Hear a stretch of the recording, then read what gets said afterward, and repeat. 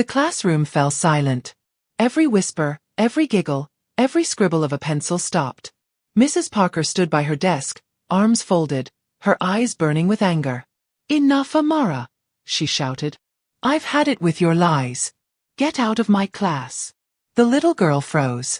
She was small, barely 10, her dark curls tied into 2 neat braids. Her wide brown eyes glistened as she looked around the room for help, but no one dared move.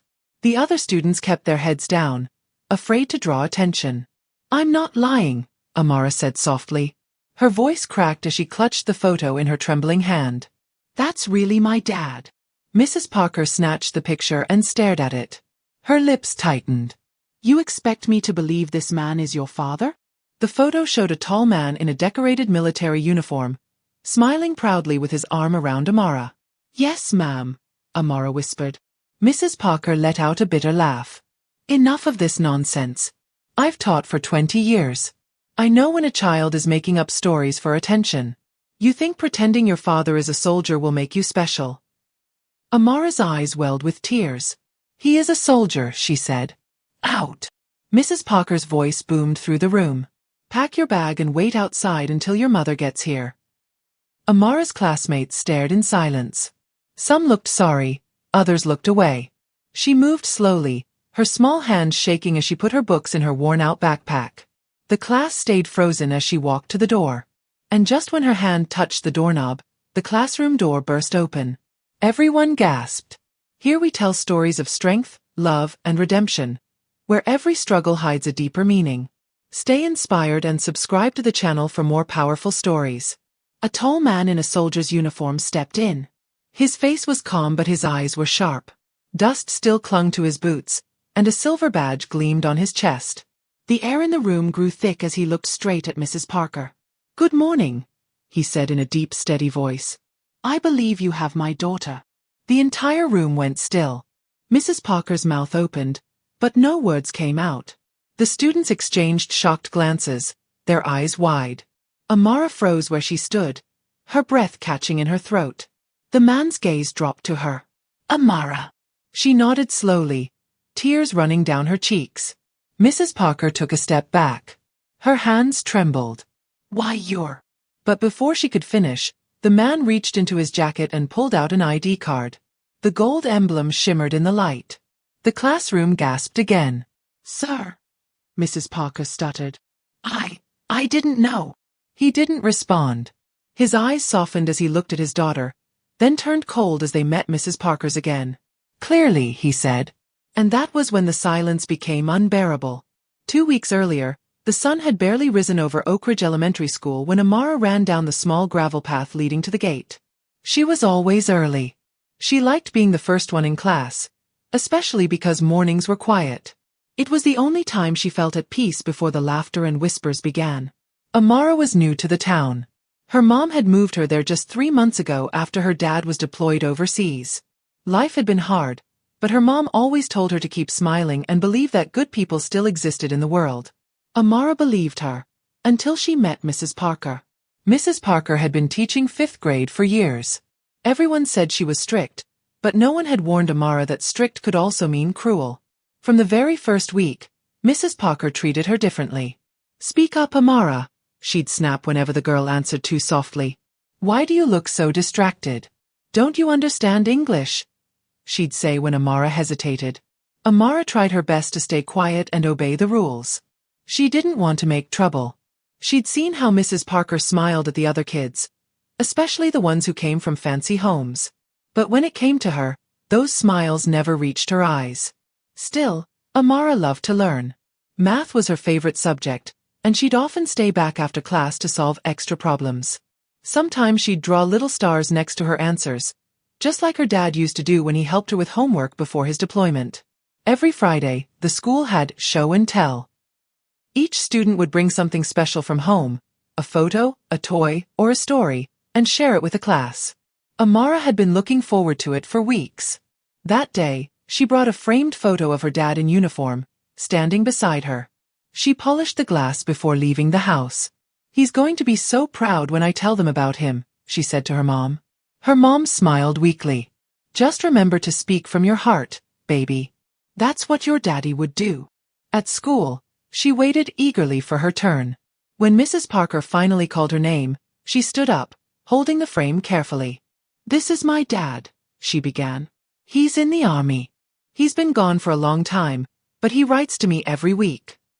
The class listened quietly at first. A few students even smiled. But then, a boy in the back, Ethan, raised his hand. "That's not your dad," he said.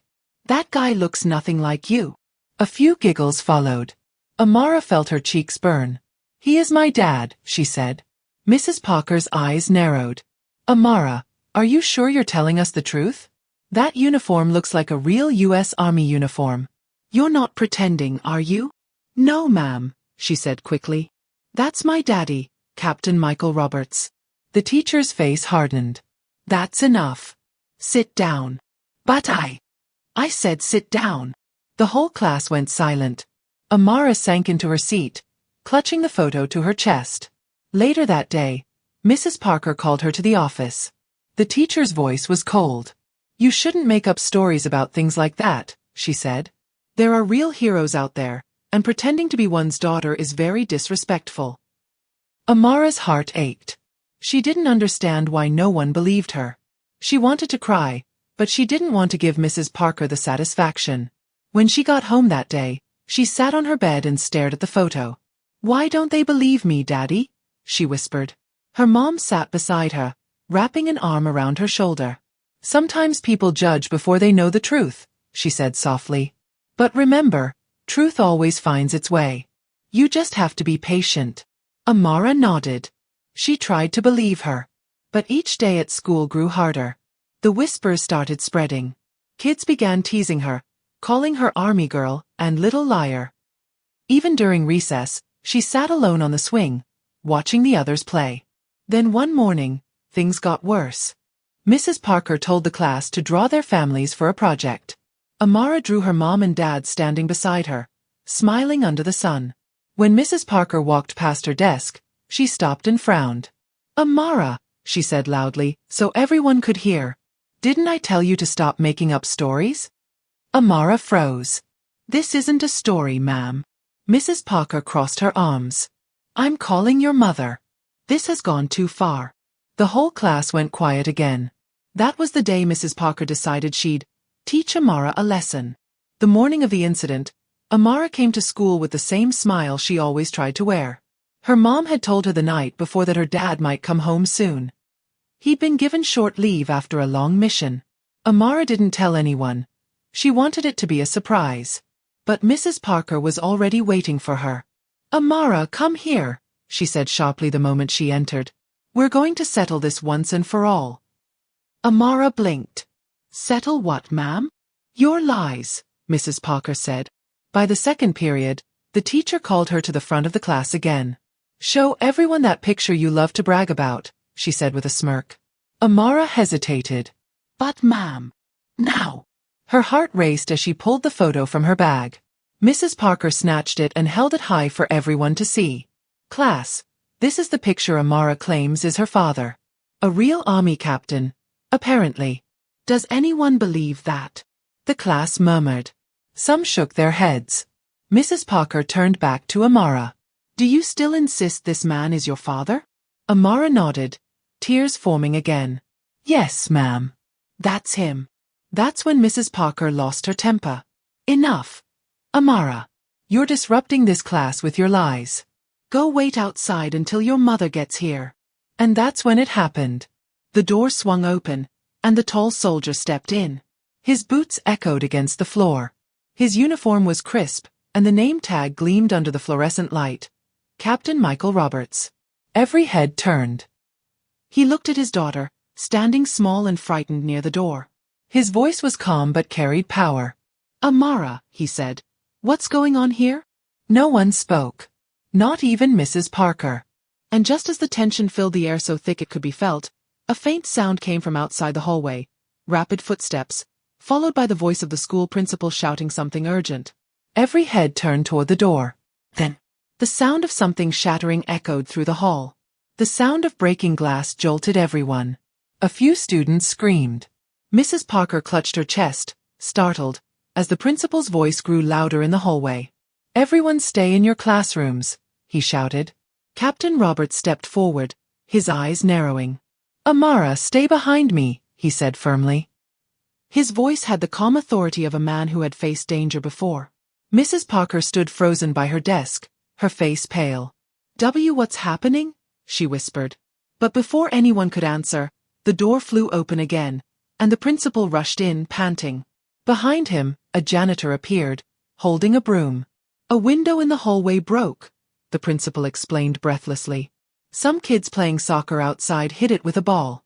No one's hurt." A wave of relief filled the room.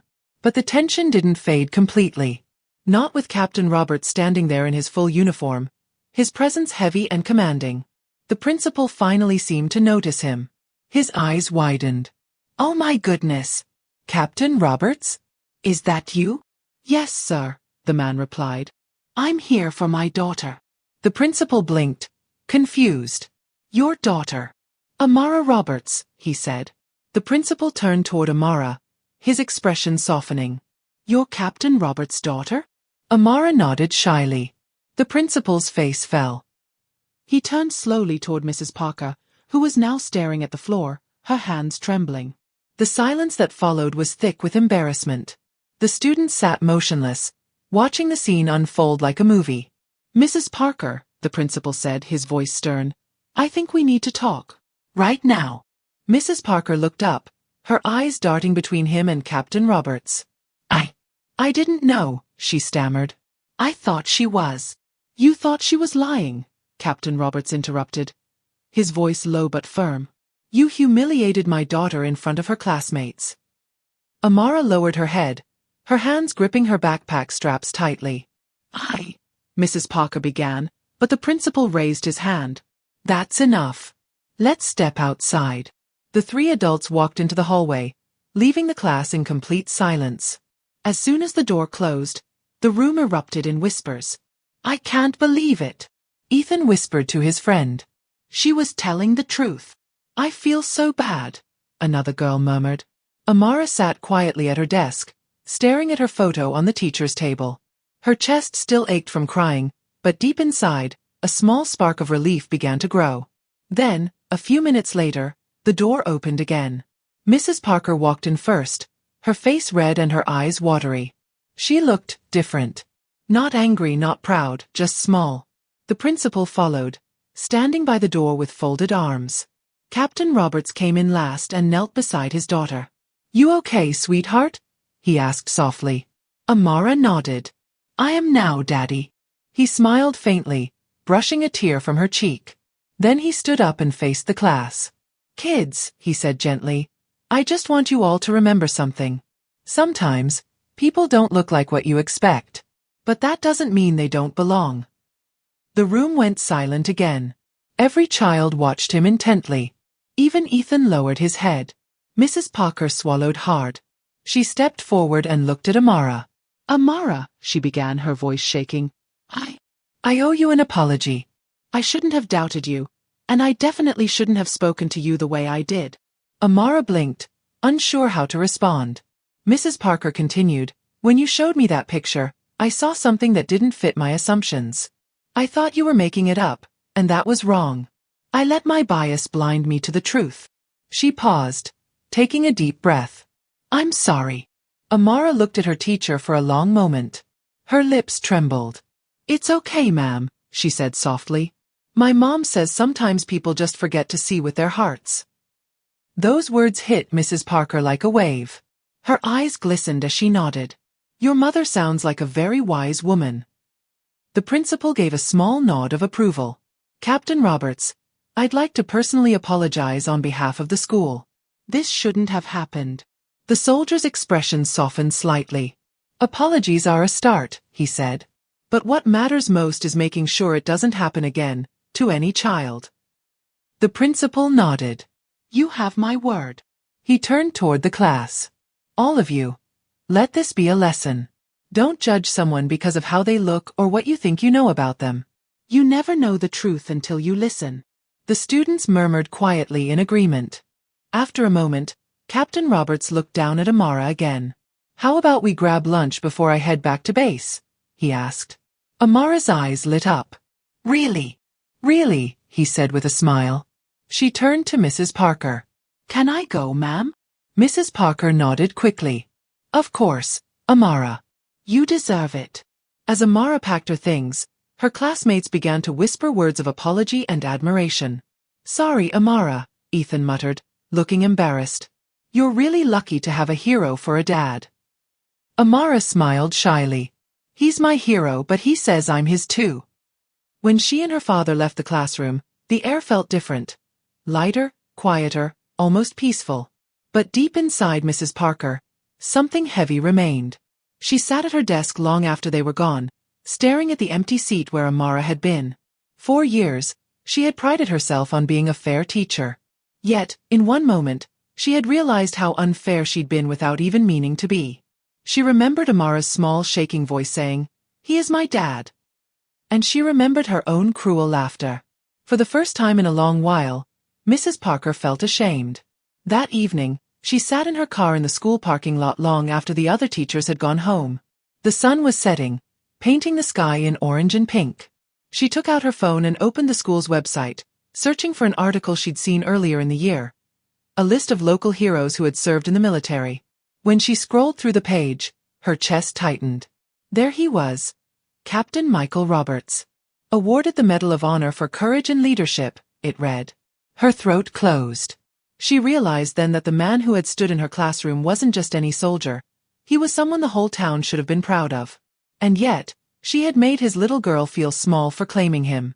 The next morning, Mrs. Parker arrived early.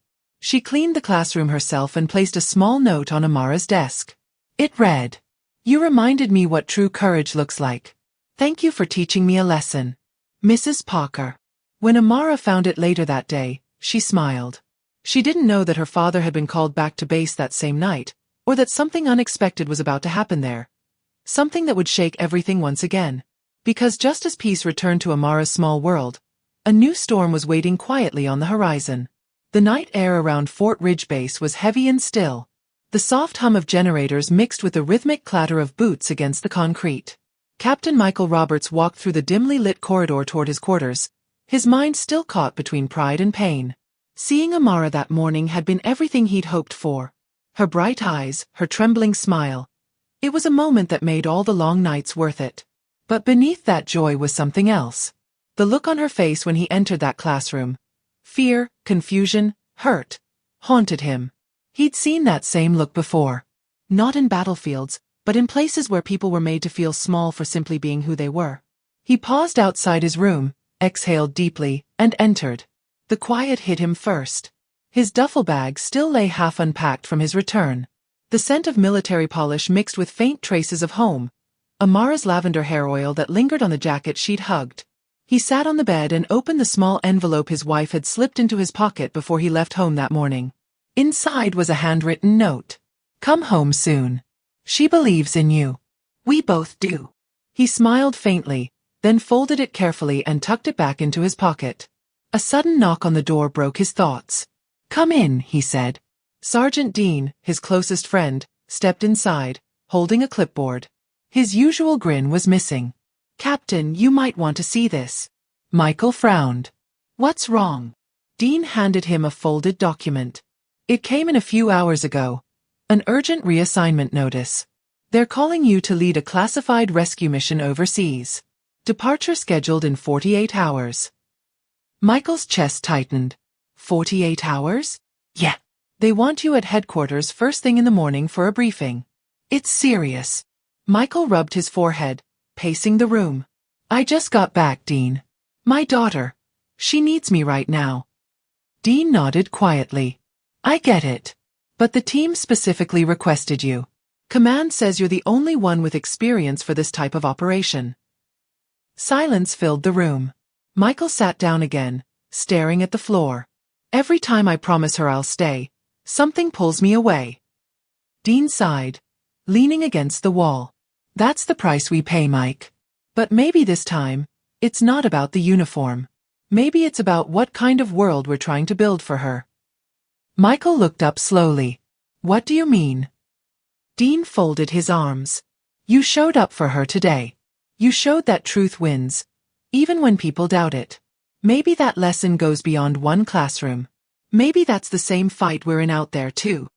Michael let out a long breath. He knew Dean was right, but it didn't make it easier. I'll talk to her tomorrow, he said finally. She deserves to hear it from me. Dean nodded and left quietly, leaving the captain alone again. Outside, the wind began to pick up, rattling the flagpole. The next morning, sunlight spilled through the small window of Amara's room. She was already awake, sitting at her desk, rereading the note Mrs. Parker had left. It made her smile every time. Her mom, Denise, knocked gently and peeked in. You're up early. Amara turned in her chair. I want to go to school early again today. I want to show Mrs. Parker my new drawing. Denise smiled. You really like her now, huh? Amara nodded. She's different. She smiles at me now. Yesterday she even said I did a good job in math. Denise sat beside her on the bed, brushing a strand of hair from her face. I'm proud of you, sweetie. You handled everything with grace. Daddy would be proud too. Amara's eyes brightened. Can we see him again today? Denise hesitated. He said he might stop by before work. We'll see, okay? Amara grinned. Okay. She didn't know her father was already on base, staring at orders that would pull him thousands of miles away again. Later that morning, at Fort Ridge headquarters, Captain Roberts sat in the conference room surrounded by senior officers. The air was thick with tension. A large map covered the wall, dotted with red markers. The extraction zone is volatile, one general explained. A group of humanitarian workers has been taken hostage near the border. We need precision and leadership. You've handled similar situations before. Michael listened carefully but said little. His thoughts kept drifting back to Amara, her tiny hands gripping that photo, her tears. When the meeting ended, he stood outside the building, staring at the sky. The decision felt impossible. Duty or family? His phone buzzed. It was a message from Denise. She's waiting by the window for you. Said she drew you something special. He swallowed hard. At home, Amara sat by the window just as her mom had said. She watched every car that passed, hoping one of them would stop and her dad would step out in his uniform, smiling like he always did. Minutes turned to hours. Her excitement slowly turned into worry. If you are enjoying this story, don't forget to subscribe to the channel for more inspiring and emotional stories like this. Finally, there was a knock at the door. She jumped up, rushing to open it, only to find a delivery man standing there with a small brown package. Package for Mrs. Roberts, he said. Denise signed and took it, thanking him. Amara peered curiously at the label. Who's it from? Her mom smiled faintly when she saw the sender's name. Captain M. Roberts. She handed it to Amara. Looks like your daddy kept his promise after all. Amara tore the paper carefully. Inside was a folded letter, a small stuffed bear wearing a tiny army hat, and a locket. She opened the letter and began to read aloud. My brave girl, I might have to leave again for a while. But remember, wherever I am, you are always with me. Every time you smile it gives me strength. Be kind. Be strong. And never stop believing in yourself. Love, Daddy. Amara held the bear tightly against her chest. He's leaving again, isn't he? She whispered. Denise's voice broke. Yes, sweetheart. But he'll come back. He always does. Amara nodded slowly. Then I'll keep his bear safe until he does. She didn't cry. Not this time. Instead, she looked out the window, watching the sunlight flicker between the trees, and whispered, Come back soon, Daddy. Back at the base, as the plane engines roared to life, Michael sat quietly, clutching the matching locket around his neck. Inside it was a small picture, Amara's drawing of their family, the one she'd given him before his last deployment. Dean strapped in beside him. You ready for this, Captain? Michael gave a slow nod. As ready as I can be. Dean smirked faintly. Then let's bring everyone home. You've got a promise to keep. The plane rumbled down the runway, lifting into the sky. Through the small window, the town below grew smaller and smaller, until the houses and schoolyards disappeared beneath the clouds. But as the sun dipped below the horizon, casting the sky in deep orange light, something stirred in Michael's chest, a feeling he couldn't quite name. A quiet voice inside whispered that this mission would be different. And far away, in her small room, Amara suddenly looked up from her drawing. The wind outside her window howled for a brief moment, rattling the glass. She didn't know why, but her heart tightened. As if somewhere far away, her father was walking straight into something none of them could have imagined. The roar of the aircraft engines faded as the team landed at an isolated military base overseas. The air smelled of dust and oil, and the sun burned a harsh golden light across the barren landscape. Captain Michael Roberts stepped down the ramp first, scanning the horizon with practiced eyes. He had been here before, not this exact place, but one that looked just like it. Every mission felt the same at first, the heat, the tension, the unspoken fear. But this time was different. This time he carried the weight of Amara's small voice in his mind, echoing with every heartbeat. "Come back soon, Daddy." Sergeant Dean walked up beside him, pulling off his helmet. "Command says the hostages are being held in a small village about 5 miles north," he said. "No confirmed visuals yet, but locals report gunfire at night." Michael nodded. "We'll move at dawn. Tonight we prepare." The team set up their camp in silence. The sky turned from orange to dark blue, stars pricking the endless stretch of black. Michael sat by a small lantern, reviewing maps and satellite images. The details were scarce. Too scarce. It bothered him. Dean dropped into a chair across from him, sipping water from a metal flask. "You've been quiet all day." Michael glanced up. "Just thinking. About your daughter?" He gave a small smile. "Always." Dean leaned forward. "She's the reason you'll make it home. Never forget that." Michael nodded, but his eyes lingered on the flickering light. He had led dozens of missions, faced impossible odds, but something about this one made his gut twist. The kind of feeling soldiers learn never to ignore. Back home, Amara sat on the living room floor, coloring in her sketchbook. Her mom was in the kitchen, folding laundry. It had only been 2 days since her father left, but the house already felt quieter. She looked up at the clock. 6:42 p.m. That was the time her dad used to call when he could. The phone sat silent on the table. Amara opened her locket and whispered, "Please be safe, Daddy." Denise heard her from the kitchen and walked over. "He's okay, baby. Remember, your dad's strong." Amara nodded, forcing a smile. "I know. But sometimes I wish strong people didn't have to be brave all the time."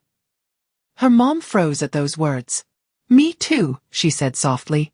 They didn't know that, at that exact moment, Michael and his team were preparing to move through hostile terrain under the cover of darkness. At 0300 hours, the squad moved out. The desert wind bit at their faces, carrying fine sand that stung their eyes. Every footstep crunched softly against the dry ground. "Keep low," Michael ordered through the radio. "No lights until we reach the ridge." They advanced in silence, shadows slipping through the moonlight. The night was still, too still. When they reached the ridge, Dean raised his hand and pointed. Below them, a cluster of worn-out huts glowed faintly from lanterns inside. "There," Dean whispered. "Target zone." Michael peered through his night vision scope. He could see armed men moving between the huts. "At least 6 hostiles visible," he murmured. "Possible hostages inside the central structure." He radioed the command base. "This is Alpha 1. We have eyes on the village. Awaiting confirmation to engage." A moment passed. Then the response crackled through his headset. "Alpha 1, you are clear to proceed. Extraction point confirmed 2 clicks east." Michael took a deep breath. "Copy that. Move in." The team split into 2 groups, circling the village from opposite directions. Michael led the front line. Every second stretched into forever. His pulse was steady, his hands calm, but his mind was sharp, calculating.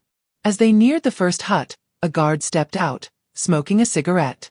Before he could turn, Michael gave a silent signal. Dean moved like lightning, covering the man's mouth and pulling him back into the shadows. One clean, silent takedown. They continued forward. The central hut loomed ahead. Voices could be heard inside, loud, harsh, arguing in a foreign tongue. Michael raised his hand, counting down silently with his fingers. 3, 2, 1. The door burst open. "U.S. Army. Drop your weapons," he shouted. Chaos erupted. Gunfire cracked through the air, echoing off the walls. Michael ducked behind a crate, returning fire. Dean covered the left flank, his rifle flashing bursts of light. "Two down," someone yelled. "Clear the corner." Screams and smoke filled the room. In the middle of it all, Michael spotted 3 terrified civilians huddled in the back. "We've got hostages," he shouted. The battle raged for only minutes, but it felt endless. When the last gunman fell, the silence that followed was deafening. "Status," Michael called. "All clear," Dean replied. "Hostages safe." Michael lowered his rifle, chest heaving. He turned to the civilians. "You're safe now," he said gently. "We're taking you home." One of them, a young woman, grabbed his hand. "Thank you," she whispered. He nodded, but something still felt off. His instincts screamed that it wasn't over. Then, without warning, an explosion ripped through the side of the hut. The blast threw everyone backward. Smoke and dust filled the air. "Ambush! Move out!" Dean shouted, dragging one of the hostages toward cover. Michael's ears rang. He could barely see. He tried to stand, but pain shot through his leg. His radio crackled with frantic voices, the team calling for medevac, the sound of gunfire in the distance. He reached for his weapon and fired blindly toward the noise. "Dean! Get them to safety!" he yelled. "I'm not leaving you!" Dean shouted back. "Go!" Michael ordered. "That's an order." Dean hesitated for a moment, then nodded. He pulled the hostages out through the back, vanishing into the smoke. Michael crawled toward the fallen wall, coughing. His vision blurred, but he could make out shapes moving toward him, enemy reinforcements. He aimed again, firing until the clip ran dry.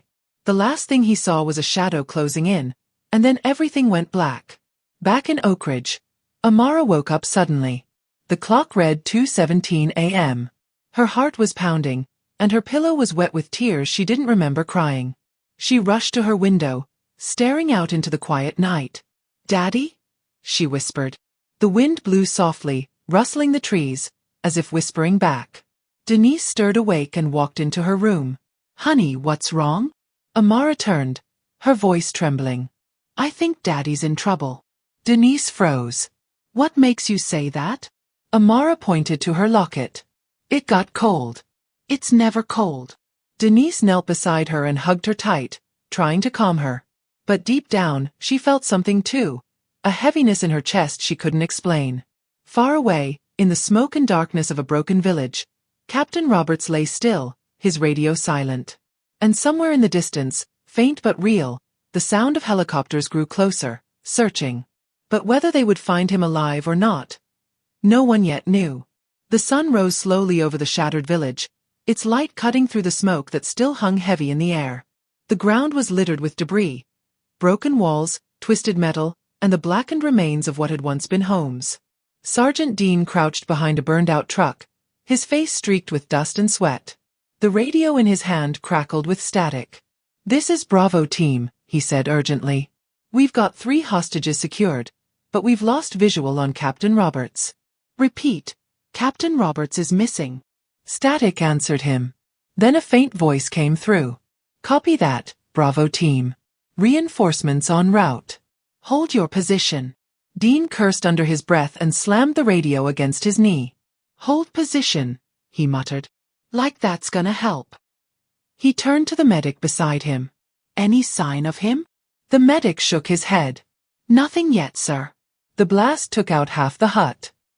"He could have been thrown anywhere." Dean gritted his teeth. "We don't leave without him. Split into pairs and search every inch of this place." The soldiers nodded and moved out quickly. Half buried under a collapsed wall, Michael Roberts groaned. His head throbbed, and his vision was foggy. Dust filled his lungs as he tried to breathe. For a moment, he didn't remember where he was. Only the sound of the explosion and the image of Dean dragging the hostages to safety. Then it all came back. He tried to move, but pain shot up his leg. Trapped. A beam of wood pinned him to the ground. He clenched his jaw, forcing himself to stay calm. "Think," he muttered. "Stay awake."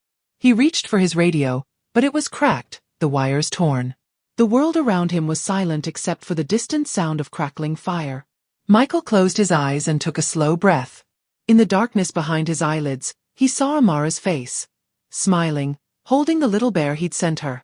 "I promised I'd come back," he whispered to himself. "I can't break that promise." He began pushing at the beam, grunting with pain. Inch by inch, it shifted. Sweat dripped down his face, and his arms trembled, but he didn't stop. After what felt like forever, the beam finally rolled off his leg. He let out a sharp gasp of relief. His leg was bleeding, but not broken. He tore a strip from his sleeve and tied it around the wound. Then he crawled toward a small opening in the debris where light filtered through. He dragged himself out, wincing, and lay on his back, staring up at the blazing sky. "Dean!" he whispered hoarsely. "Where are you, buddy?" A few seconds later, he heard movement, soft footsteps in the sand. He froze. Not friendly footsteps. Voices followed, speaking in a language he didn't understand. Enemy soldiers, searching the wreckage. Michael's pulse quickened. He looked around for a weapon but found only rubble. He spotted a piece of metal nearby and grabbed it, pressing himself against the ground. The footsteps came closer. 2 men. They were laughing, unaware he was just a few feet away. When one of them turned toward the pile of debris, Michael moved. He lunged forward, striking the first man across the knee, then the second across the arm. Both dropped their rifles in surprise. Michael grabbed one and aimed, firing 2 quick shots. The men fell instantly. Silence returned. Michael exhaled, his body shaking. He dropped the rifle and leaned against the wall, exhausted. He needed to find his team. Fast. Back at the base, Sergeant Dean paced the command tent. The rescued hostages were being treated by medics, but his mind was on only one thing. "Sir, we can't just sit here," he said to the commanding officer. "We've got to go back out there and find him." The officer, Colonel Hayes, frowned. "We've already sent out 2 search units. The area's unstable. We can't risk more lives." Dean slammed his fist on the table. "He risked his for everyone out there. You think he'd stop looking if it were one of us?" The colonel stared at him for a moment, then sighed. "You've got 1 hour, Sergeant. After that, we pull everyone out." "Understood." Dean nodded sharply. "Yes, sir." He grabbed his rifle and sprinted out of the tent. Meanwhile, in Oak Ridge, Amara sat in class, staring at the clock. The ticking felt louder than usual. Mrs. Parker noticed her fidgeting and walked over quietly. "Everything okay, Amara?" she asked. Amara nodded slowly. "Yes, ma'am. I just miss my dad." Mrs. Parker knelt beside her desk. "It's hard when people we love are far away. But remember what you told me, that your mom says to see with your heart. If you do that, you'll always feel him close." Amara smiled faintly. "You remember that?" "I'll never forget it," Mrs. Parker said softly. But later that afternoon, when Denise came to pick Amara up, Mrs. Parker noticed the worry in her eyes. "Any news?" she asked quietly. Denise shook her head. "Not yet. They said communication is limited right now. But I can tell something's not right." Mrs. Parker hesitated. "If you need anything at all, please call me." Denise smiled weakly. "Thank you. We'll be fine."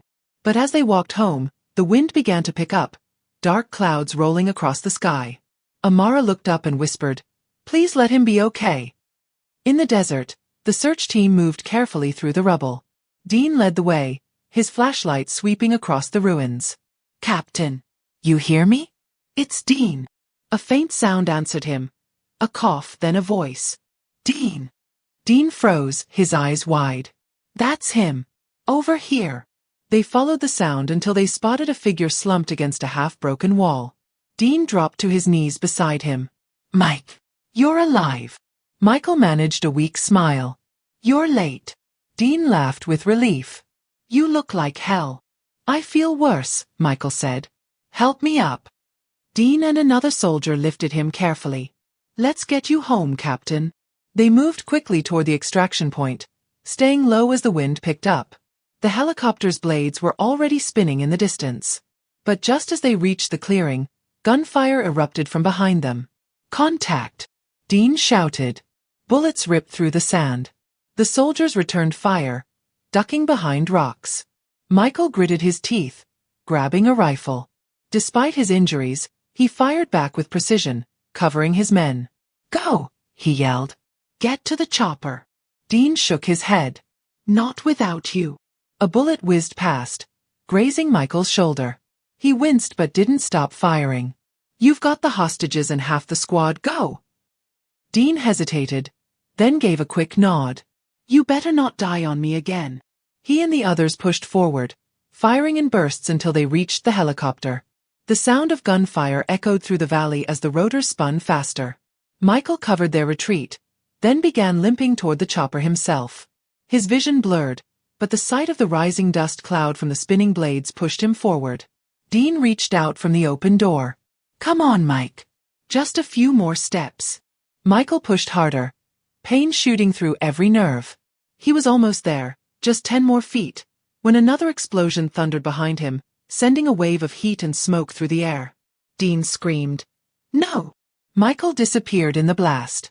The helicopter shook from the force. Dean grabbed the radio, yelling into it. Captain Roberts is down. We've got to go back. But the pilot shouted over the roar. We can't. We'll be shot out of the sky. As the helicopter lifted off, Dean looked out through the open door, eyes burning. The smoke swallowed the ground below. Somewhere in that smoke, Michael Roberts lay motionless, his promise to his daughter hanging in the air like a whisper. The helicopter blades roared against the stormy sky as it lifted off, sand and smoke swirling in violent circles beneath it. Dean's hands trembled as he held onto the doorframe, staring down into the chaos where the explosion had swallowed Captain Roberts. His throat tightened. He was right there, he whispered, voice raw. The medic grabbed his shoulder. Sir, we have to close the hatch. Dean nodded stiffly and pulled the metal door shut. The world outside vanished, replaced by the dull thump of the engine and the tense silence of soldiers who'd seen too much.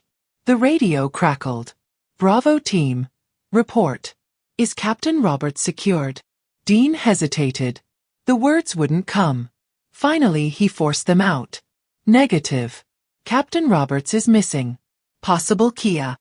The silence that followed was heavier than the explosion itself. Back in Oak Ridge, the world was bright and peaceful. The kind of morning that felt too calm to belong in the same universe as what had just happened halfway across the world. Amara woke up to the smell of pancakes. She shuffled into the kitchen in her socks, rubbing her eyes. Morning, Mommy, she said sleepily. Good morning, baby, Denise said, forcing a smile that didn't quite reach her eyes. Her phone sat face down on the counter, the screen lighting up every few seconds with messages she refused to check. Amara climbed onto a stool. Can I help you stir?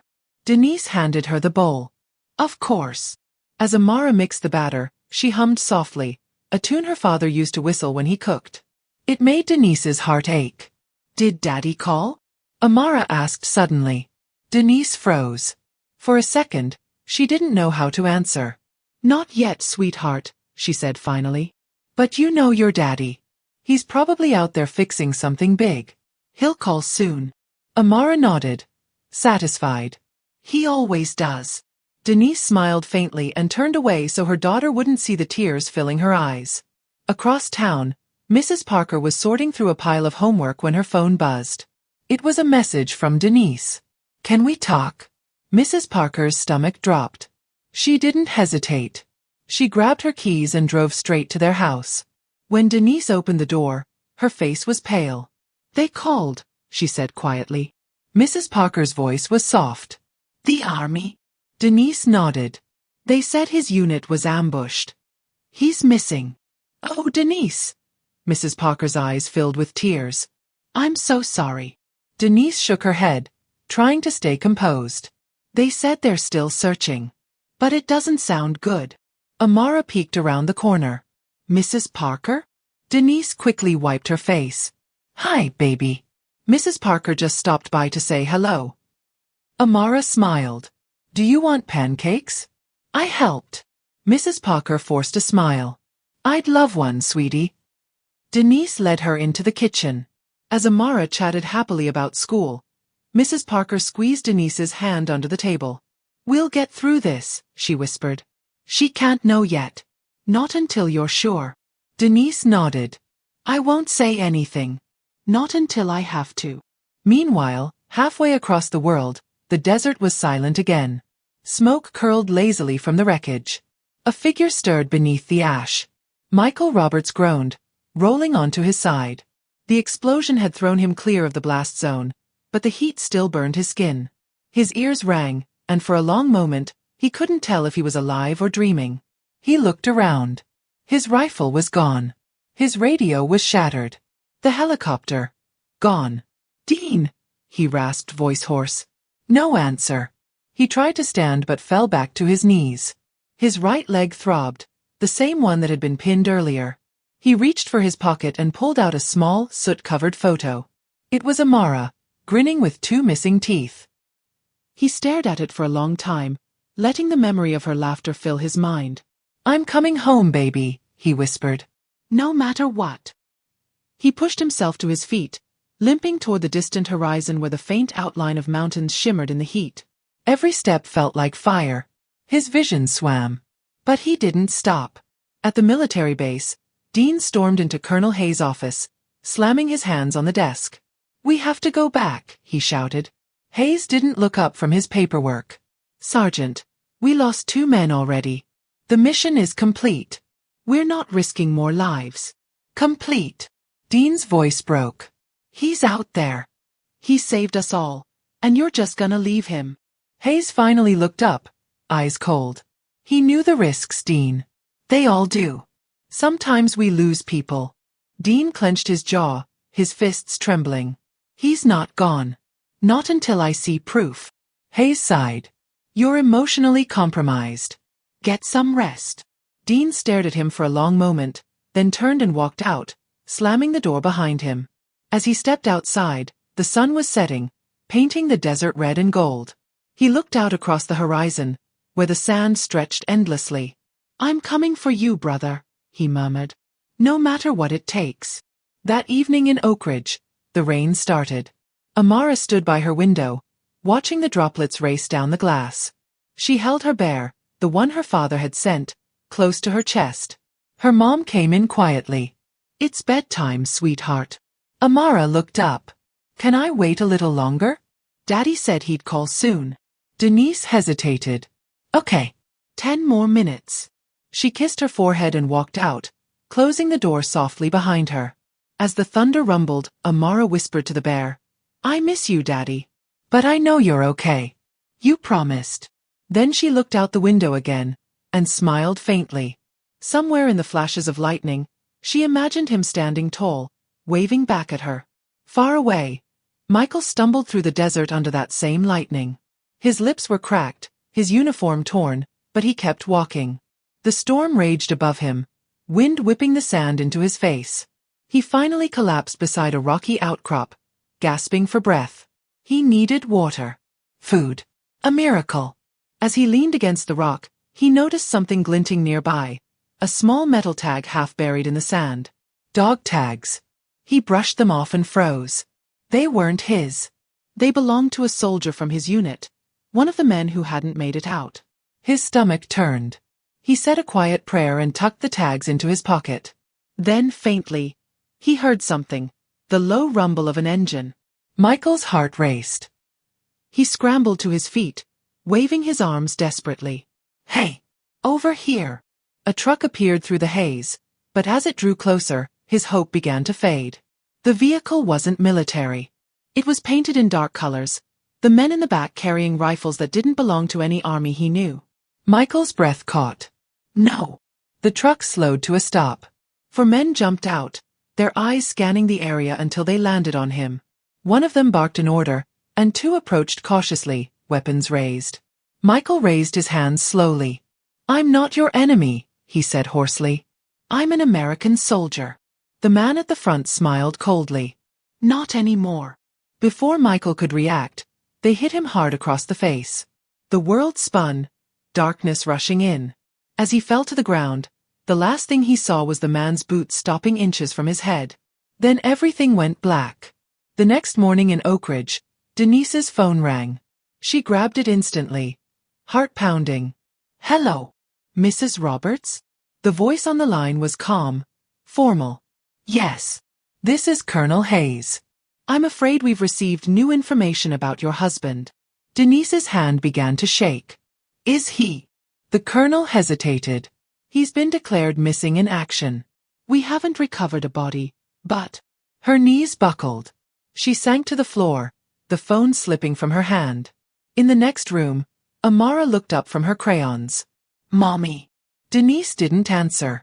Amara walked closer, confusion in her eyes. Mommy, what's wrong? Denise looked at her, and for the first time, she couldn't find any words. The world had just fallen apart.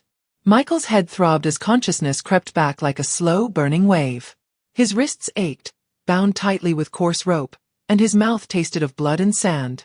The dim light flickered above him, casting long shadows on the cracked walls of the small stone room where he'd been thrown.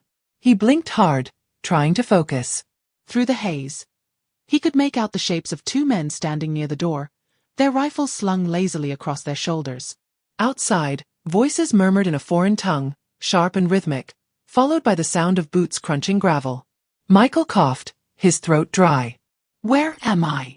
One of the guards turned, his expression blank. He didn't answer. Instead, he stepped forward and poured water from a canteen into a tin cup. Then, without a word, he tossed it to the ground in front of Michael. The cup spilled halfway, but Michael didn't care. He lunged forward, grabbing it with bound hands and drinking greedily. The water was lukewarm and metallic, but it felt like life itself. As he set the cup down, the door creaked open. A tall man entered, lean, with piercing eyes and a scar that ran across his cheek. His clothes were simple but clean, and the air in the room seemed to change as he stepped closer. So, the man said in accented English. The American who refused to die. Michael met his gaze, his jaw tightening. Who are you? The man smiled faintly. Names do not matter here. You are far from home, Captain Roberts. Michael's stomach turned. How do you know my name? We found your tags, the man said, holding them up by the chain. You carry them close like something precious. He studied the engraved letters. Michael Roberts. U.S. Army. Oh, positive. He let the tags dangle in front of him, then pocketed them. You are lucky, Captain. Many do not survive explosions like that. Michael's voice was low. What do you want? The man's smile faded. Answers. He pulled up a chair and sat directly across from him. You were part of a mission near our village. Your people destroyed homes. Innocent people died. Michael shook his head. That's not true. We were rescuing hostages. Your men attacked first. The man leaned forward. My men. His tone was sharp. Dangerous. No, Captain. They were defending what little they have left. Michael clenched his fists. They were shooting at civilians. The man's expression hardened. For a long moment, they said nothing. The only sound was the distant rumble of thunder outside. Finally, the man stood. You and I will talk again, Captain. Perhaps you will see things differently by then. He nodded to the guards, who stepped forward and dragged Michael to his feet. As they pushed him toward a darker corner of the room, the man's voice followed him. Pray, Captain. Pray that your people come for you soon. Because if they do not... He didn't finish the sentence. He didn't need to. Back in Oak Ridge, the world carried on as if nothing had changed. The streets were alive with laughter, cars, and the smell of freshly cut grass. But for Denise and Amara, everything had stopped. The blinds in their living room stayed half closed, and the phone sat silent on the table. Denise hadn't gone to work in days. Every knock on the door made her heart race, hoping, and dreading, that it was the military. Amara sat on the couch, coloring quietly. Her drawings had changed. Where she used to draw rainbows and flowers, now she drew soldiers and helicopters. Mrs. Parker came by that afternoon with groceries. You shouldn't be alone this much, she said gently as she unpacked a bag. You need rest. Denise forced a small smile. Rest doesn't change anything. Mrs. Parker hesitated. Have they said anything else? Nothing, Denise said. Just that he's missing. No proof he's gone, but no proof he's alive either. Mrs. Parker placed a hand on her shoulder. Then you hold on to hope. That's what he'd want. Denise looked away, tears welling in her eyes. It's the not knowing that's killing me. That night, Amara couldn't sleep. She climbed out of bed and tiptoed to her window. The moonlight spilled across the floor, lighting up her small collection of drawings taped to the wall. She picked up the photo of her dad from her bedside table. "Daddy," she whispered, "I know you can hear me. You promised you'd come home. I believe you." She closed her eyes and pressed the photo to her heart. For a moment, she thought she heard his voice, faint, like a memory carried on the wind. "I'm coming home, baby girl. I promise." Her lips curved into a sleepy smile, and she climbed back into bed. Outside, the night was silent. In the desert, Michael sat against the wall of his cell, staring at the single sliver of light that filtered through a crack near the ceiling. His hands were raw from trying to loosen the ropes. His body ached, but his mind refused to rest. He couldn't stop thinking of his daughter's face, the way she used to run into his arms after school. He remembered her small hands pressing a crayon drawing into his palm before he deployed. A picture of him flying home on a big plane with the words "Welcome home, Daddy," written in uneven letters. If you enjoy this story, subscribe to the channel for more emotional and inspiring stories. He smiled weakly at the memory. "I'm not done yet," he whispered to himself. The door opened suddenly, and one of the guards entered. He carried a tray with a bowl of rice and a cup of water. He set it down without speaking, but as he turned to leave, Michael caught a glimpse of something, hesitation in the man's eyes. "Wait," Michael said quietly. "Please. Tell me, where am I?" The guard looked around nervously, then back at him. "You are in Al-Shara," he muttered, his accent thick. "Old compound. No one comes here." Michael frowned. "Then why are you helping them?" The guard didn't answer. He turned quickly and left, slamming the door behind him. But that small exchange planted something in Michael's mind. A seed of hope. Someone inside wasn't fully loyal. Maybe there was a way out. Meanwhile, at the base, Dean was packing gear quietly in his tent when Corporal Ramirez walked in. "Sir, you're really gonna do it, aren't you?" Ramirez asked. Dean zipped the bag shut. "I can't just sit here while he's out there." "But the Colonel doesn't care," Dean cut in. "He's done with this mission." "But I'm not." Ramirez hesitated. "Then I'm coming with you." Dean looked up. "You don't have to." "Yeah, I do," Ramirez said firmly. "The captain saved my life. I owe him." Dean's jaw tightened. Then he nodded once. "We move at dawn." The next morning, the first light of day spilled across the desert. Dean and Ramirez moved quietly through the sand, their packs light, their weapons loaded. They had coordinates from intercepted transmissions, a faint radio signal that might have come from Michael's last known location. Dean glanced at the horizon. "Hang on, brother," he muttered. "We're coming." Back in the cell, Michael awoke to the sound of shouting outside. The guards were arguing with someone, voices raised, sharp and panicked. He couldn't make out the words, but then he heard something that made his heart race. Distant gunfire. He pushed himself upright, straining to listen. The guards ran past his door, shouting orders. A blast shook the wall, dust raining down from the ceiling. Michael crawled to the corner and pressed his ear against the cold stone. More gunfire. Closer this time. He didn't know who was attacking, but whoever it was, chaos had begun. He looked toward the window crack, where light flickered against the smoke. His heart pounded with one desperate thought. "Dean, please tell me that's you." The compound trembled as another explosion tore through the far wall, sending clouds of dust and smoke cascading down the narrow hallway. Shouts echoed in every direction. Orders barked in panic, boots pounding against stone. Michael pressed himself against the cold floor, coughing as debris rained from the ceiling.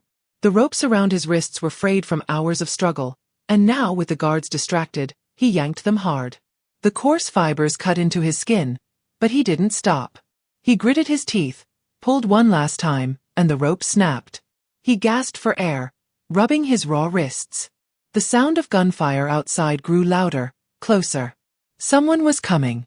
He scrambled to his feet, grabbed the metal cup from the floor, and waited by the door. His pulse pounded in his ears. The lock clicked. The door creaked open, and a man burst in. Not one of the guards, but the tall, scarred leader from before. His rifle was slung across his chest, his face tense. "You," the man said sharply. "Get back." Michael raised the cup instinctively, ready to swing. But before either could move, the ground shook again, a deafening blast from just outside the room. The walls cracked, and the man stumbled. Michael lunged. He tackled the man to the floor, grabbing at his rifle. They struggled, grunting, each trying to overpower the other. The rifle fired once, the bullet slamming into the wall. Michael elbowed him hard in the ribs, rolled free, and grabbed the weapon. He aimed it at the man's chest. "Don't move," Michael growled, panting. The man spat blood, his eyes burning with fury. "You think this changes anything?" Michael didn't answer. He stepped back toward the door, rifle steady. The corridor beyond was filled with smoke and flickering light. He could hear men yelling in panic, and then faintly, English voices cutting through the chaos. "Move. Secure the north side." Michael's heart leapt. "Dean." He ran. Outside, the desert compound was a war zone. The rescue team moved with precision, their night vision goggles glowing faintly as they advanced through the dust. Dean led the charge, shouting over the noise. "Cover left. Ramirez, take the flank." Bullets sliced through the air. Dean dove behind a crumbling wall, firing back. The sound of automatic rifles echoed off the stone. "Where's the target building?" Ramirez yelled. Dean pointed ahead. "That one, the tall one with the antenna. That's where they're holding him." They sprinted through the open yard, weaving between debris as explosions lit up the sky. A grenade went off nearby, sending shockwaves through the sand. Dean hit the ground, ears ringing. When he looked up, he saw movement, a figure limping out of the smoke, holding a rifle. For a split second, he raised his weapon, then froze. "Mike!" The figure stopped, lowering the gun slightly. Even through the dust, Dean recognized that face. "Dean!" Michael's voice was hoarse, almost disbelieving. Dean let out a shaky laugh, running toward him. "You stubborn son of a..." Before he could finish, gunfire erupted from the rooftops. Dean grabbed Michael and dragged him behind a broken wall. "You picked a bad time to come back from the dead," Dean muttered. Michael smirked weakly. "You were taking too long." Bullets sparked off the rocks above them. Ramirez yelled from across the yard, "We've got movement on the east side." Dean cursed. "We need to move now." He handed Michael a spare magazine. "Can you still shoot?" Michael checked the rifle. "I can still fight." They burst from cover, firing in controlled bursts as they advanced toward the extraction point. Every few steps, Michael stumbled, his injured leg slowing him down. Dean stayed close, returning fire as they ran. The rescue chopper's blades were already visible in the distance, kicking up sand as it descended. "Come on!" Dean shouted.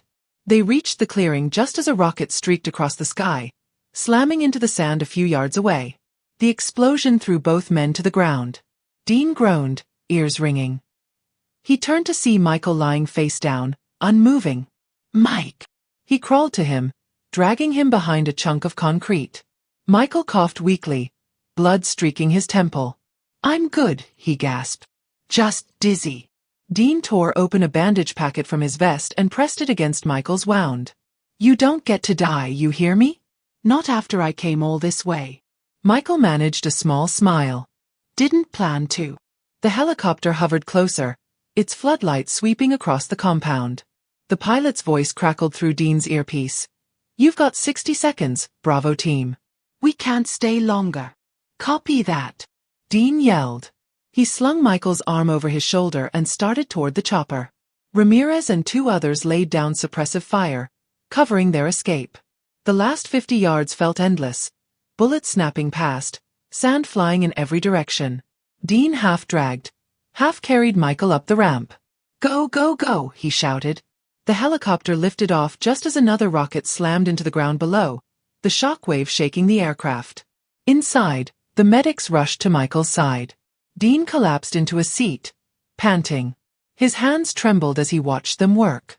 "Pulse is weak," one of the medics shouted. "He's bleeding bad." Dean leaned forward. "You hang on, Mike. You've got a little girl waiting for you. Remember." Michael's lips moved faintly. "Amara." His eyes fluttered shut. The medic grabbed a syringe, injecting something into his arm. "Stay with us, Captain." Dean gripped the metal bench until his knuckles turned white. Outside, the desert faded into the darkness as the helicopter sped toward the base. Hours later, Dean sat in the medical bay, still covered in dust and blood. Machines beeped softly around him. Through the glass window, he could see Michael lying unconscious, tubes running from his arm, his face pale but alive. A nurse walked in quietly. "He's stable," she said. "It's a miracle he survived that long out there." Dean exhaled shakily, the weight of it all finally hitting him. "Yeah," he whispered. "Miracle." He leaned against the wall, staring at his friend. "You just had to make an entrance, didn't you?" The nurse smiled faintly. "You should get some rest." Dean shook his head. "Not until I call his family." He found a quiet corner, pulled out the secure phone, and dialed the number he'd memorized long ago. It rang twice before a sleepy voice answered. "Hello." Dean's throat tightened. "Mrs. Roberts?"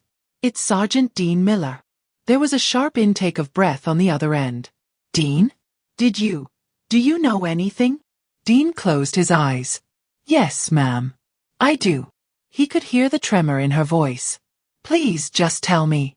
"He's alive," Dean said softly. "We got him out." For a moment, there was only silence, then the sound of a sob, quiet and disbelieving. "He's alive." "Yes, ma'am. He's hurt, but he's breathing." "He's coming home." Denise began to cry openly, her voice breaking. "Thank God, thank God." Dean smiled faintly, tears filling his own eyes. "He fought like hell to get back to you and Amara.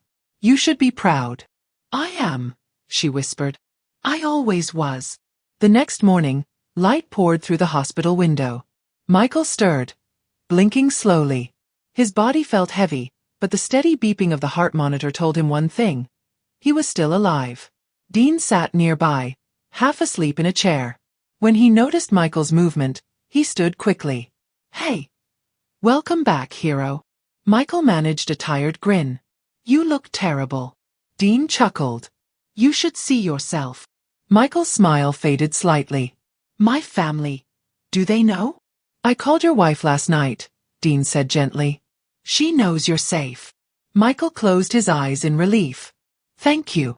Dean patted his shoulder. "Rest now. You've got a long flight home." Michael nodded weakly. "Home." As he drifted back to sleep, a single tear slipped down his cheek.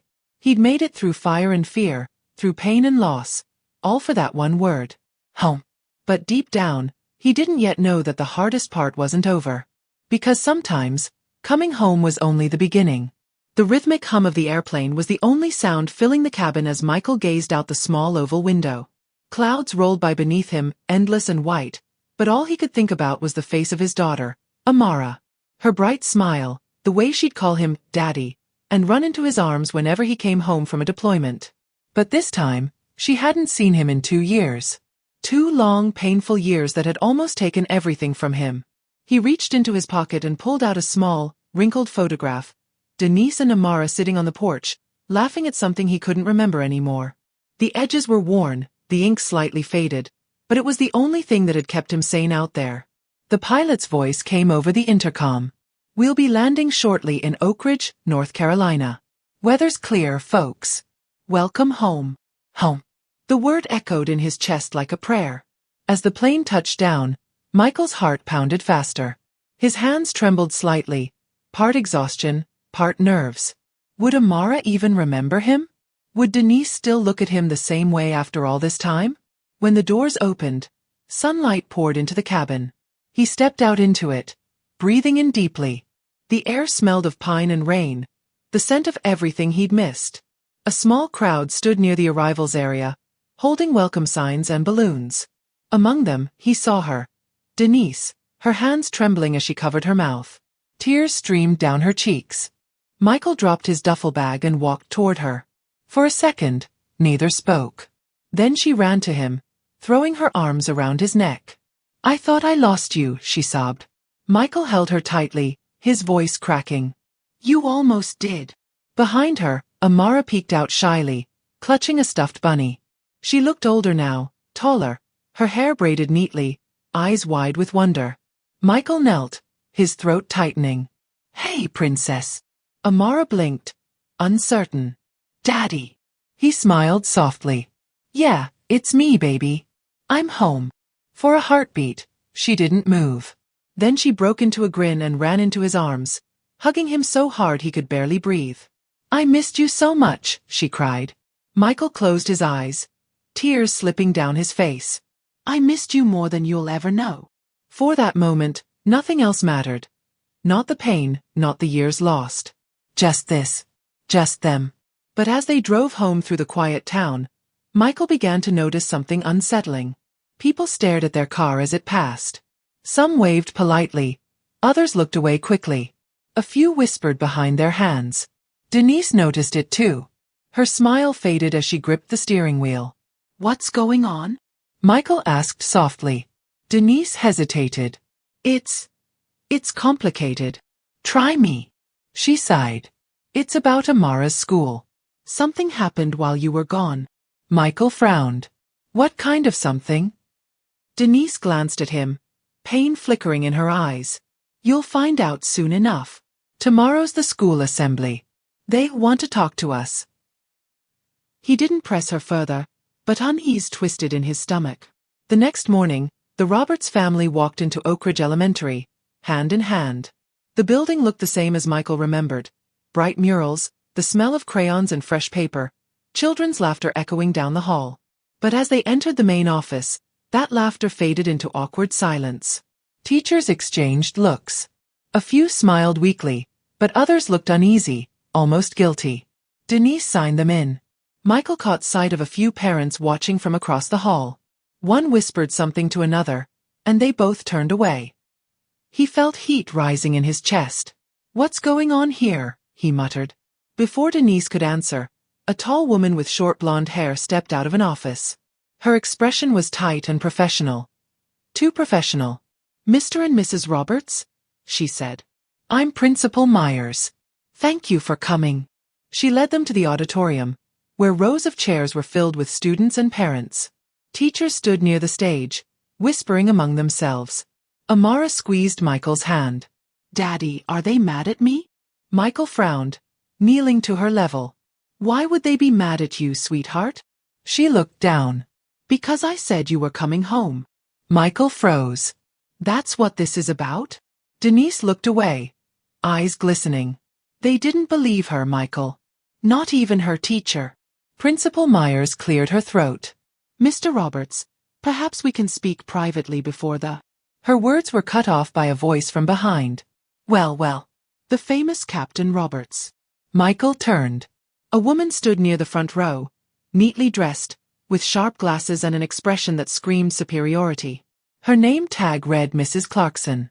The teacher. She crossed her arms. "I suppose congratulations are in order. We weren't sure you were real." Michael blinked, confusion turning to disbelief. "Excuse me." Mrs. Clarkson smirked faintly. "Your daughter has quite the imagination. She told the entire class her father was a hero, that you were coming back to take her to the zoo, that you wrote her letters. We assumed she made it all up. Children do that when they crave attention." The room went silent. Michael's jaw tightened. "So you called her a liar?" The teacher shrugged. "I simply told her that honesty is important. And when she refused to stop, I had to discipline her." Denise's eyes widened. "You expelled her for that?" Gasps rippled through the crowd. Parents turned to whisper, and even some of the teachers looked shocked. Mrs. Clarkson raised her chin. "We have a standard to maintain. We cannot allow disruptive behavior or falsehoods in the classroom." Michael stepped forward, his voice low but trembling with anger. "You punished my daughter for believing in her father, for hoping I'd come home." "Mr. Roberts, please." Principal Myers began, but he cut her off. "Do you have any idea what that hope meant to her? What it meant to me? I spent 2 years in a desert praying I'd live long enough to see her again, and you called her a liar." The air crackled with tension. Mrs. Clarkson faltered, glancing nervously at the watching crowd. Amara tugged on Michael's sleeve, whispering, "Daddy, it's okay." He knelt beside her, forcing a smile through the fury in his chest. No, sweetheart. It's not okay. Not when someone tries to make you feel ashamed of love. Principal Myers stepped forward quickly. Let's all calm down. But before she could finish, the doors at the back of the auditorium burst open. Everyone turned. A tall man in uniform stepped through, flanked by two others. His medals glinted under the lights, his presence commanding immediate silence. Gasps spread through the room as whispers began to rise again. Is that? That's the commander. What's he doing here? Mrs. Clarkson froze, her confidence melting away. The man walked down the aisle, his boots echoing on the tile. He stopped beside Michael, saluted sharply, then turned to the crowd. Good morning, he said, his deep voice carrying easily through the hall. I'm Colonel Harris of the U.S. Army. I'm here to speak about one of our men, a soldier who was declared missing in action for nearly 2 years, presumed dead. A man who fought to stay alive against impossible odds. The colonel looked toward Michael, then back at the audience. That man is Captain Michael Roberts. A collective gasp filled the auditorium. Mrs. Clarkson's face turned pale. Michael stood still, every eye fixed on him, the silence so deep it felt heavy. Then Amara squeezed his hand again, whispering, See, Daddy? I told them you were real. Michael smiled faintly, pride and heartbreak warring in his chest. But before anyone could speak again, a voice from the corner of the room shouted, trembling, angry, and afraid. Then why didn't anyone tell us the truth? Every head turned toward the voice. And just like that, the calm shattered. The auditorium erupted in murmurs, voices colliding in confusion and disbelief. Parents turned in their seats, teachers whispered nervously, and Mrs. Clarkson's hands trembled slightly as she tried to compose herself. The voice that had broken the silence came from the back. A man in a gray suit, standing beside the school board members.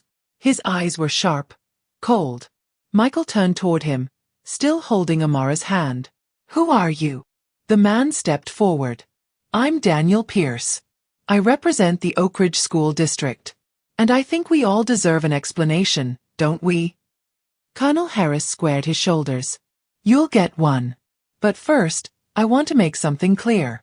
Captain Roberts' disappearance was classified. Only a handful of people in the Pentagon knew his mission details. When we found him, we prioritized his recovery and family notification. Pierce frowned.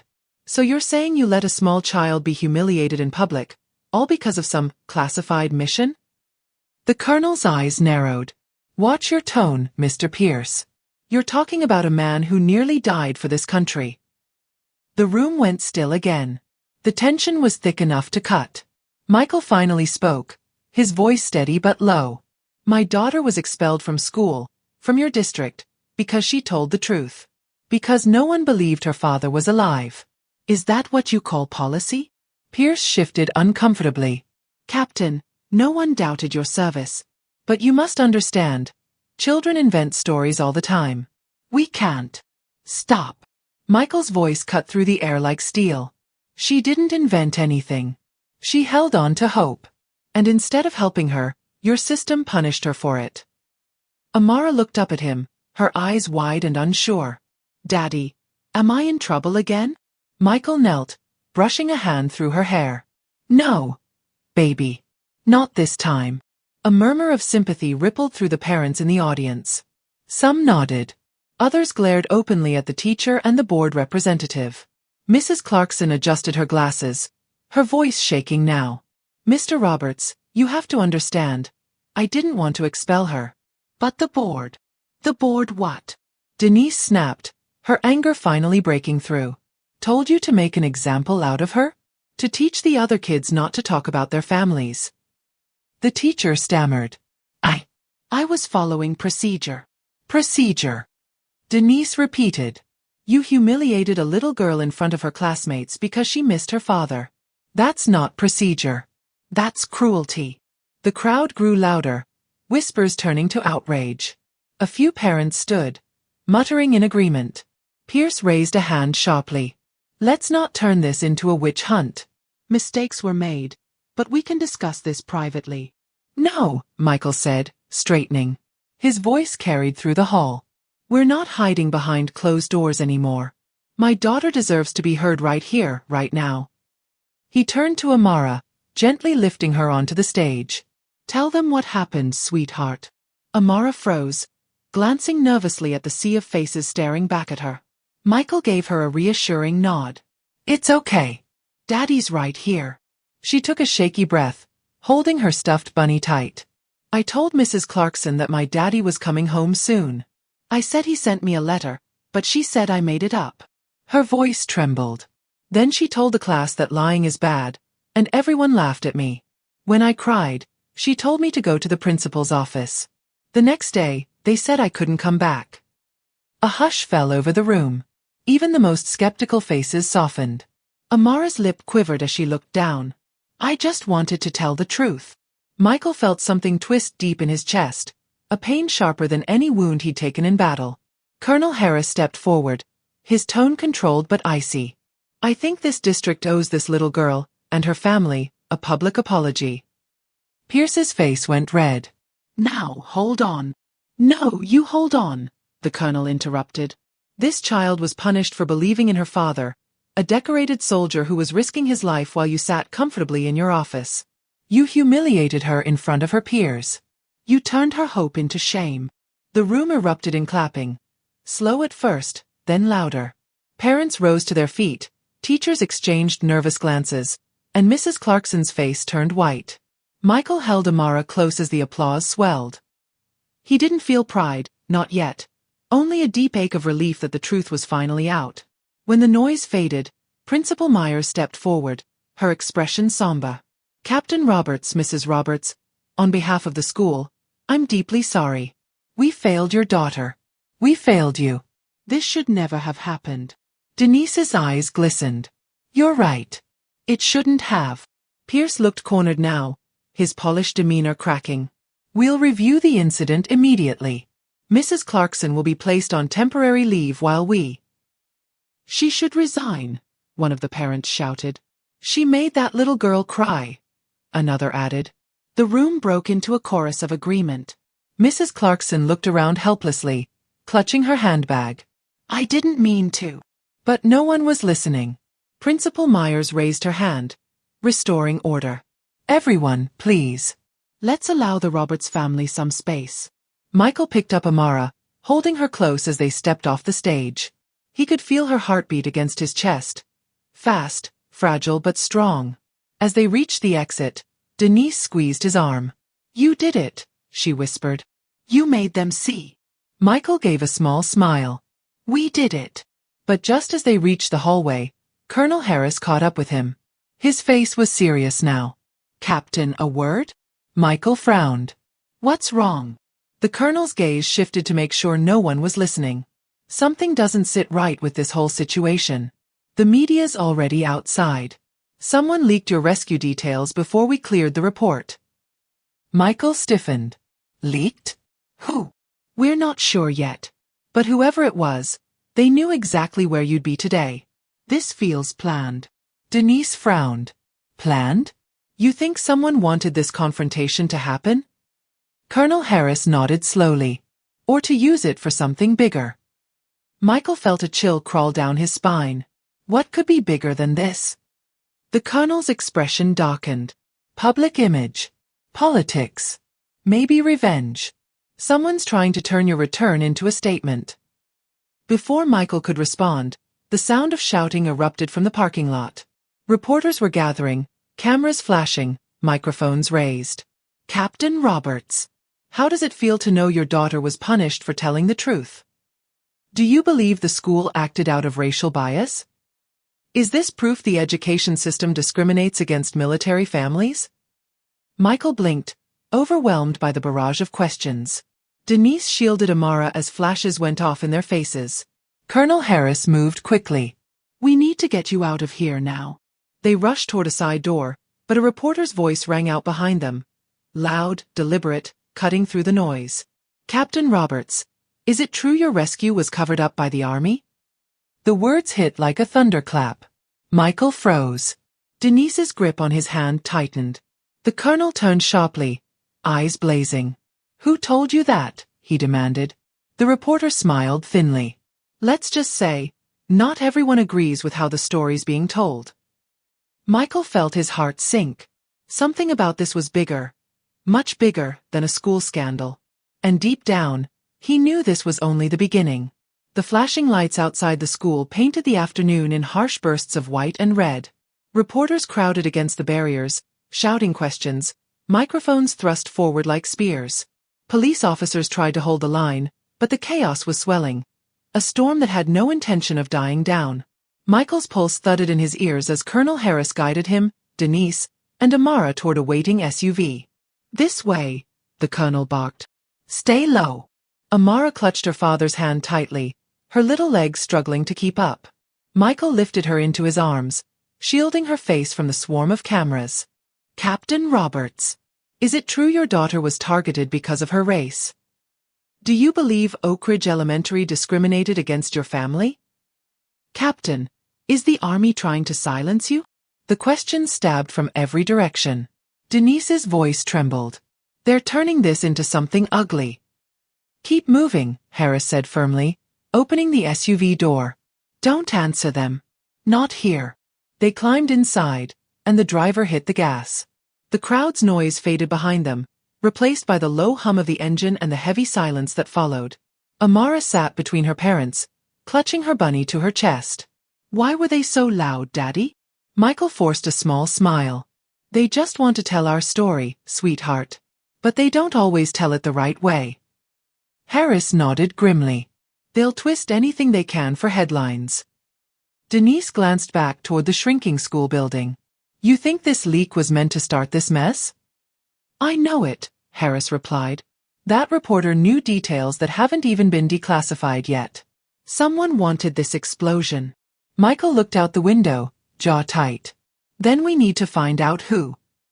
By the next morning, the story had spread across the nation.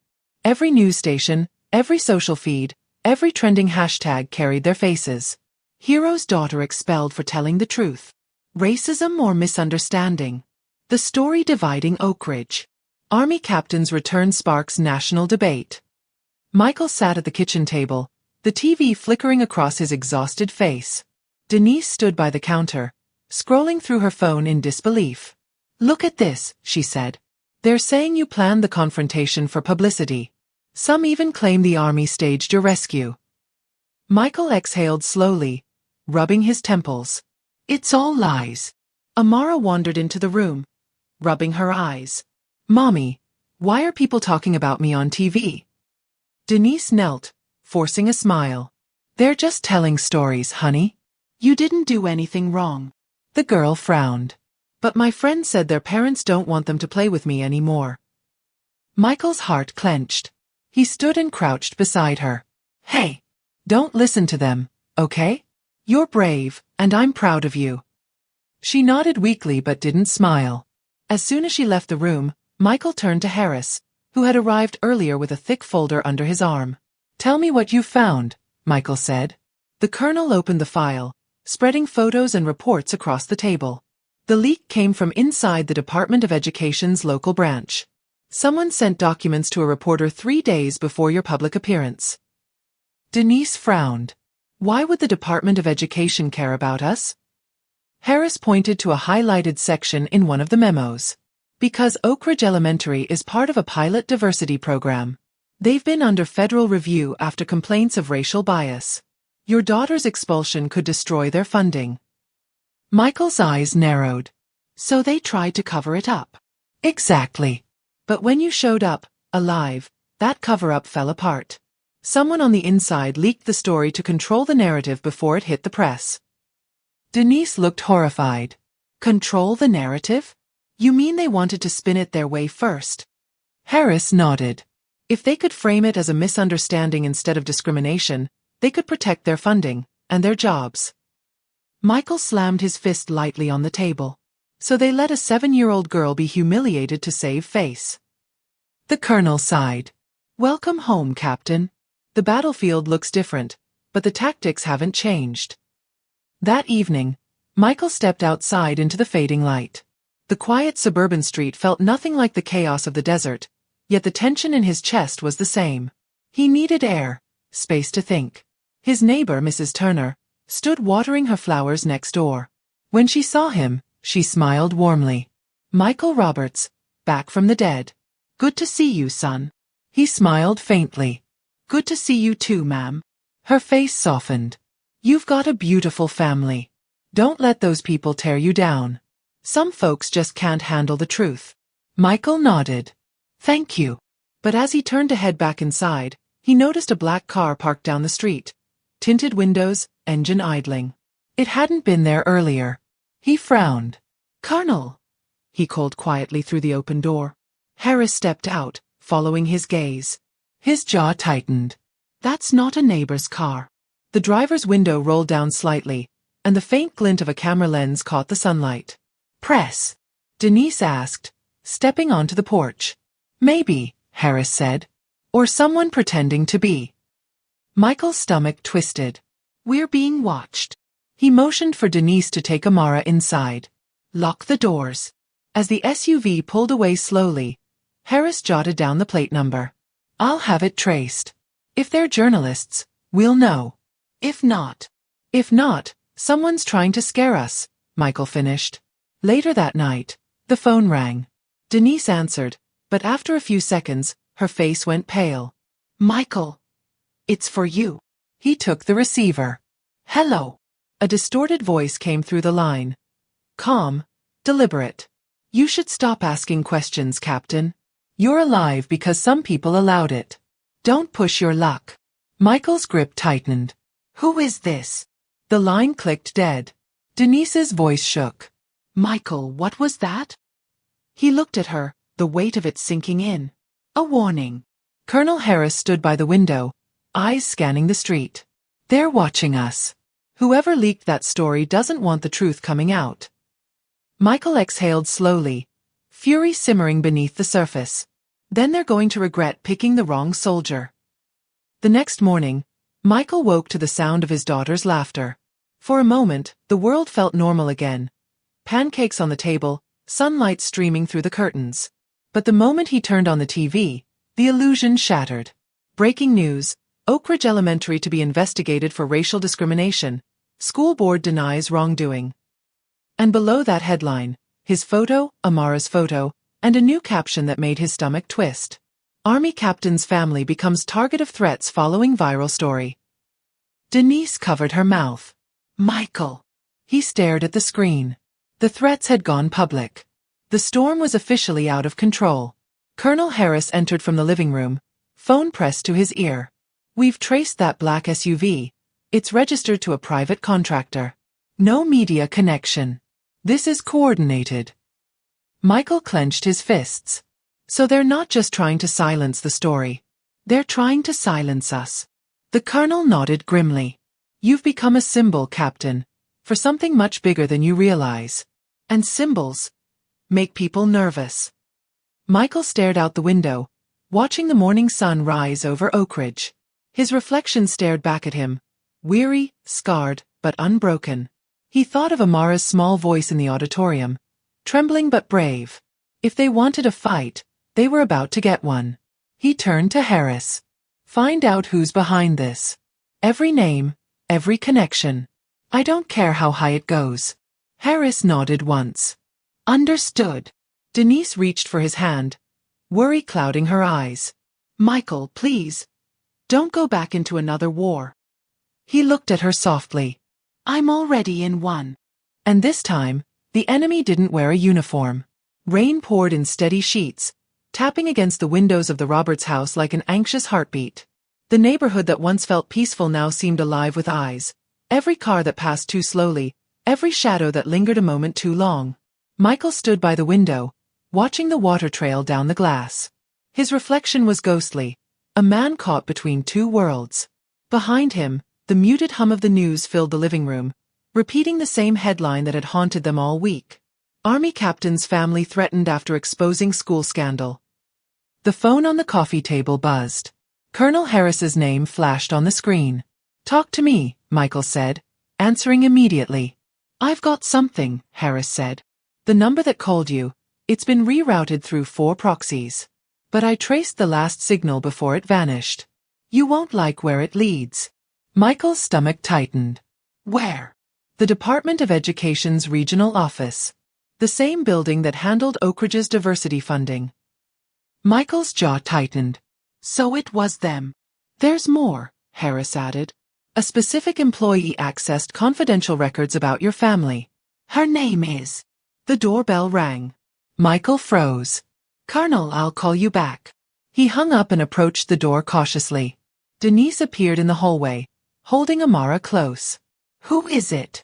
Stay back, he whispered. He opened the door slowly. Standing there, drenched from the rain, was Principal Stevens. Her usual poise was gone, her hair soaked, her eyes hollow. Captain Roberts, she said softly. Please.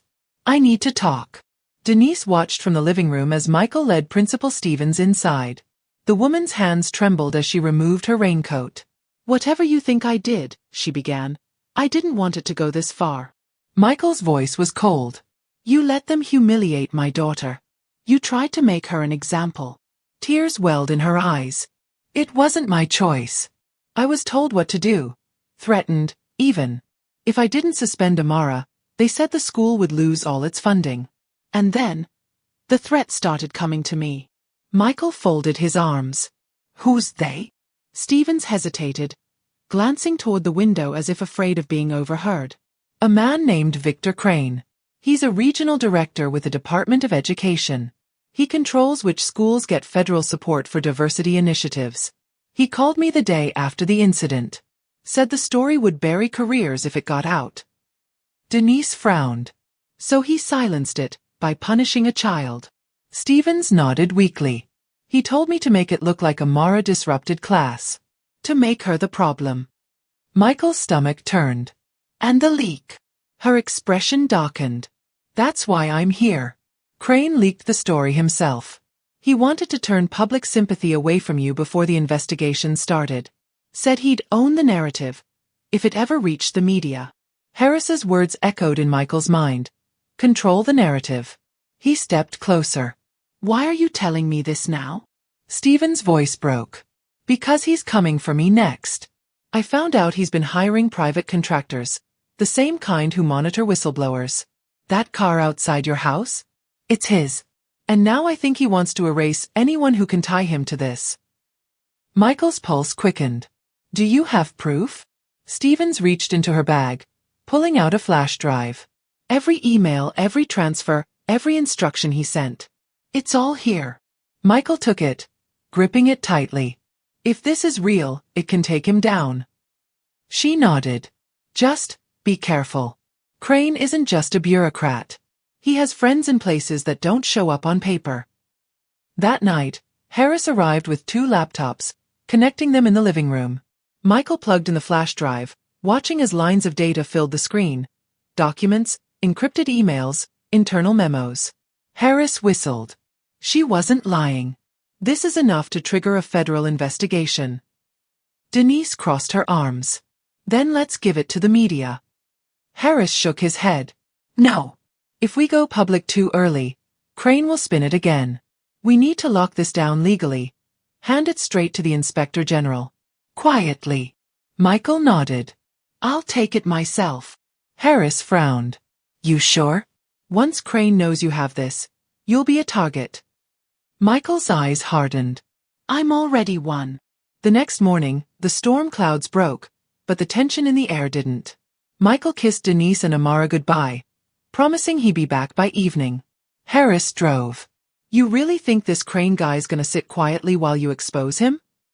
I think he'll try to stop me, Michael said. But I've faced worse. As they pulled onto the highway, a black SUV appeared in the rearview mirror, the same one that had been watching their house. Harris cursed. We've got company. Michael's instincts kicked in. Stay steady. Don't let them see we noticed. The SUV followed for several miles, keeping its distance. Then, just as they neared the exit ramp, it accelerated. Hold on, Harris barked, jerking the wheel. The car swerved sharply as the SUV rammed them from behind.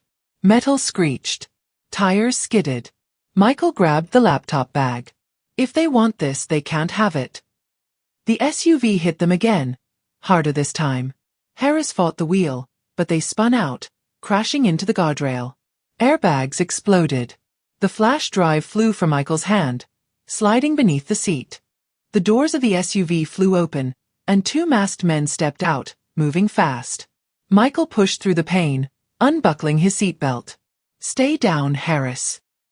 He burst from the car just as one of the men approached. The first swung a baton. Michael ducked, countering with a hard punch that sent the man stumbling back. The second attacker lunged. Michael blocked, slammed him against the car door, and wrenched his mask off. The man's eyes widened. "You don't know who you're messing with," Michael growled. "You're working for Crane." The man hesitated. He said it was just retrieval. No one gets hurt. Michael's jaw clenched. "You already crossed that line." Sirens wailed in the distance. The attackers scrambled back into their SUV and sped off, leaving smoke and the echo of screeching tires behind. Harris groaned, holding his ribs. "Next time, I'm bringing backup." Michael retrieved the flash drive from under the seat. "Let's finish this." By the afternoon, they stood inside the federal building downtown. Harris made the handoff to the Inspector General, a stern-looking woman named Agent Ramos. "This evidence implicates Victor Crane in blackmail, document tampering, and conspiracy to obstruct justice," Harris said, sliding the drive across the desk.